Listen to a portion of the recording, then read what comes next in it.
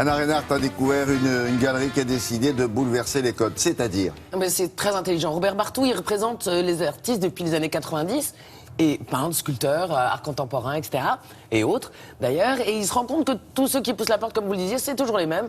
Ils sont issus des classes supérieures, ils ont des revenus très importants, et ça l'énerve un petit peu. Donc il décide de proposer à qui veut d'acquérir une œuvre d'art en 60 mensualités, sans aucun frais.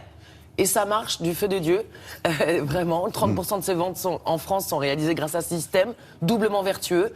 Des collectionneurs qui n'auraient jamais imaginé que ce soit possible arrivent, et les artistes rencontrent un public peut-être moins élitiste, qui suit un petit peu moins l'air parisien, etc., qui fonctionne au coup de cœur. On a rencontré dans les coulisses du marché de l'art Sonia et David Alépé, un jeune couple qui a craqué pour une sculpture. Ils pensaient que c'était inabordable, et bien peut-être pas. Alerte générale. C'est rien. Votre planète est en danger. Je travaille sur une série d'œuvres avec des nus féminins. La gageure étant de réduire au maximum le personnage sur une surface, c'est-à-dire de faire le personnage le plus grand possible sur une surface réduite. Les galeries, on n'a pas l'habitude de les fréquenter, donc pour nous c'est une première. On a fait notre choix, on va dire, sur une œuvre de Marinetti, parce que c'est pop, parce que c'est coloré et que ça correspond à notre sens de l'esthétique.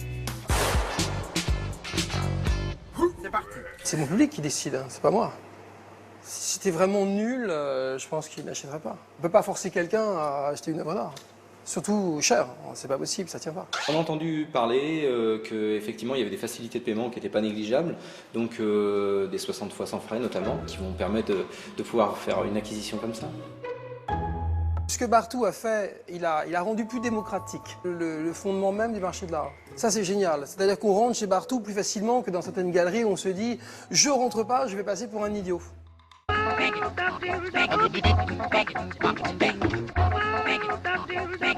Si j'étais dans une autre galerie avec les sommes phénoménales et les quantités phénoménales d'œuvres que je vends, dans le monde entier, mes œuvres devraient coûter 5 fois plus cher. 13 ou 14 ou 15 000 euros pour une petite sculpture, c'est vrai que c'est cher. C'est vrai que c'est déjà énorme, ça fait un an de salaire au SMIC à peu près. C'est gigantesque. Mais on est dans une telle démesure que si ça vaut pas $1 million, on se dit mais attends, c'est nul ce que tu fais, ça vaut pas $1 million.